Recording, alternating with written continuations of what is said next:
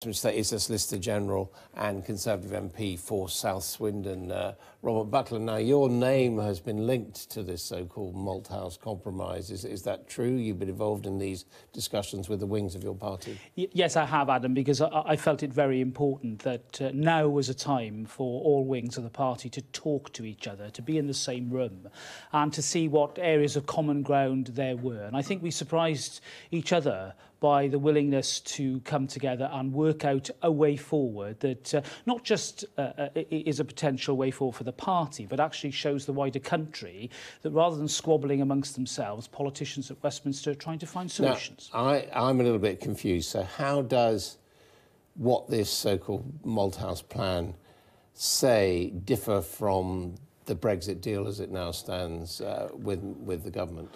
Well, really, the focus is upon the nature of the backstop. Importantly, there's no dispute between us as to the need for an indefinite backstop, because, of course, there's been a concern that if you make a backstop time limited, it no longer becomes a backstop. It's the nature of the backstop and what that would look like in terms of future arrangements that has been the real fulcrum of discussions. Importantly, my friends on the other side of the argument concede that money is not really an issue. They also concede that there should be an implementation period that goes up to the end of 2021. And I think what we've managed to do is focus attention upon what the real issue is within the party, which is the nature of the backstop. Now, OK, so what are you saying the backstop should be? Well, we're saying that instead of the current model, we should be looking at a model that is more based upon a free trade agreement protocol with the necessary chapters to deal with facilitation on the Irish border.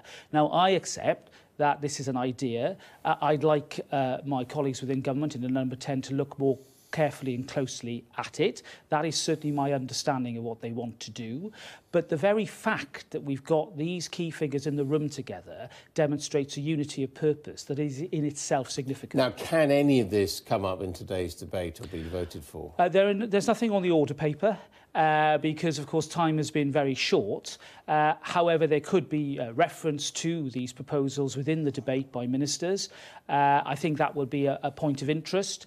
The Brady Amendment, clearly tabled a few days ago, is a potential way forward. It's quite a general amendment, but I'm hoping that that's an amendment that colleagues can unite around to start to send a clearer message to our friends in Europe as to the real issue here at stake. Are you worried you might be dismissed from the government? Because it's quite unusual, isn't it, to have a law officer going out and freelancing and coming up with an alternative plan to the Prime Minister? These are exceptional times, and the Prime Minister made it very clear after the vote was lost that she wanted colleagues from all wings of politics, frankly, to talk to each other and to come up with constructive proposals. We followed that instruction, and that's what we've tried to do. So I mean, do you have any sign that this is being smiled upon by number 10 or not? Well, look, I want to give her the time and space that she needs to come up with a constructive position on a potential renegotiation.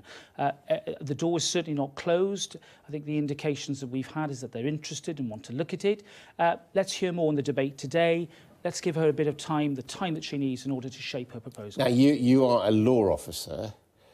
Tell us, does this involve rewriting bits of the withdrawal agreement? Well, it would involve focusing on the protocol. I don't think that the body of the withdrawal agreement would need rewriting. There might be some consequential amendments to deal with any changes to the nature of the protocol. I accept there would be some work that would need to be done.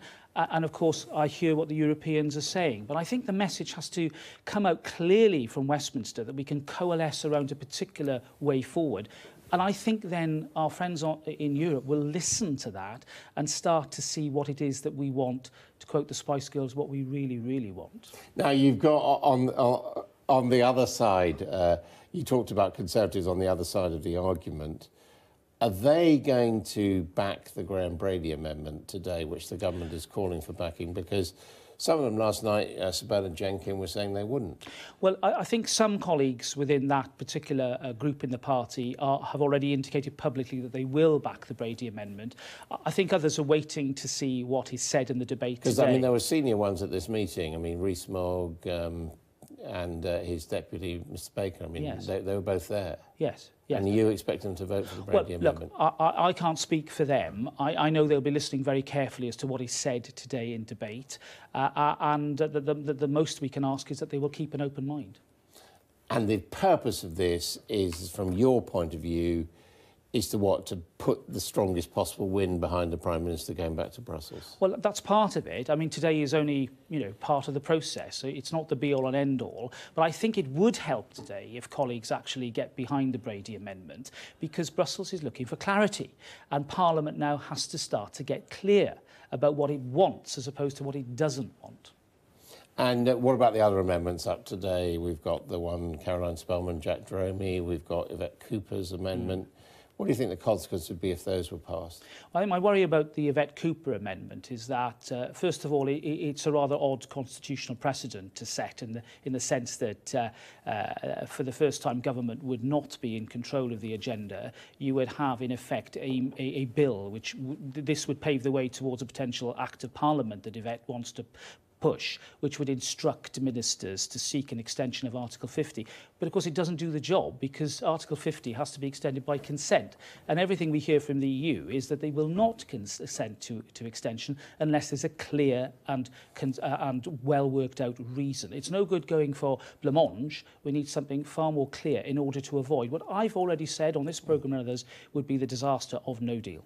And the Grieve Amendment, former Attorney General, do you see that as binding on the government potentially? Well, again, the Grieve Amendment does sort of reserve certain days in the parliamentary calendar to ensure that the government keeps on coming back with motions on this issue. I think the reality is that we're going to be doing that anyway. And whilst I can see what Dominic is trying to do, I think it's unnecessary. OK, Robert Buckland, thank you very much indeed.